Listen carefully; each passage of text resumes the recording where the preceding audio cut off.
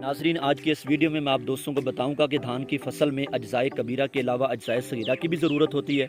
तो नाजरीन, अज्जाए कबीरा क्या होते हैं? अज्जाए कबीरा वो अज्जा जो बैग की शक्ल में पौधों को दिए जाते हैं, थैलों की शक्ल में दिए जाते हैं, गट्टुओं की शक्ल में दिए जाते हैं, ज़्यादा मकदार में दिए जाते हैं, जैसे कि DAP, यूरिया या SOP है। अज्जाए सगीरा वो अज्जा जो कम मकदार में ज़रूरत होते हैं, किलो में ज़रूरत होते हैं, 2 किलो में ज़रूरत होते हैं, लेकिन धान की फसल में इन अज्जाए सगीरा की कमी बाकी सब फसलों के मुकाबले में बहुत ज़्यादा होती है। अज्जाए सगीरा में अगर बात की जाए तो पहला जुज़्व बोरान है।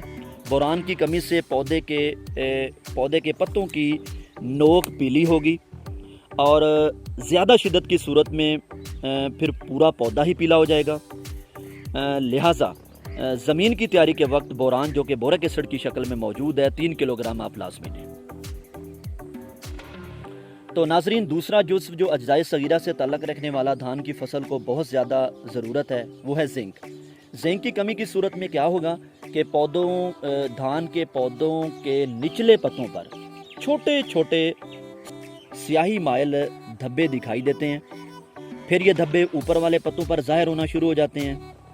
पत्ते जंग आलूद दिखाई देते हैं, जैसे पत्तों के ऊपर जंग लगा हो। पौधों की बढ़ोतरी रुक जाती है।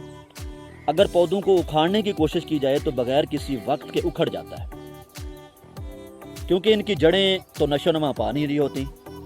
तो ज़्यादा कमी की सूरत में इसकी एक निशानी यह भी है कि पत्ता दरमियान से लंबाई या चौड़ाई के रुख फट जाता है। तो जिंक का इस्तेमाल चूँकि शाखों के अमल को तेज़ करता है, ऑक्सन हार्मोन को एक्टिव करता है। पहले जो ऑक्सन हार्मोन ऐसे समझे कि सोया हुआ होता है, ये उसे जाके जगाएगा, जिससे पौधा भरपूर झाड़ बनाता है। तो लिहाजा धान की नर्सरी शिफ्ट करने के 10 दिन के अंदर अंदर जिंक 33% 6 किलोग्राम ज़रूर इस्तेमाल करें। तो नाजरीन, तीसरा जो जुज़्व है जो अज्जाए सगीरा से ही ताल्लुक़ रखने वाला है वो है सल्फ़र। जदीद तहकीक के मुताबिक सल्फ़र चौथा बड़ा ग़ज़ाई जुज़्व है। अज्जाए कबीरा के बाद भी इसे चौथा बड़ा ग़ज़ाई जुज़्व कहा जा रहा है। तो सल्फ़र ज़मीन में सल्फ़ेट की शक्ल इख्तियार करता है, अमीनो एसिड और प्रोटीन बनाने में अहम किरदार अदा करता है, पौधे के डिफेंस सिस्टम को मजबूत करता है। और चूँकि सल्फ़ेट की शक्ल में पौधे को मिलता है, तो जब नाइट्रोजन के साथ इसका इस्तेमाल होगा तो ये सल्फ़र की कमी को पूरा करने के साथ साथ नाइट्रोजन की अफादियत में भी इजाफा करेगा। तो धान की फसल में जिंक के इस्तेमाल के 8 से 10 दिन बाद 2 किलोग्राम 80% सल्फ़र इस्तेमाल करने से पैदावार में यकीनी इजाफा किया जा सकता है।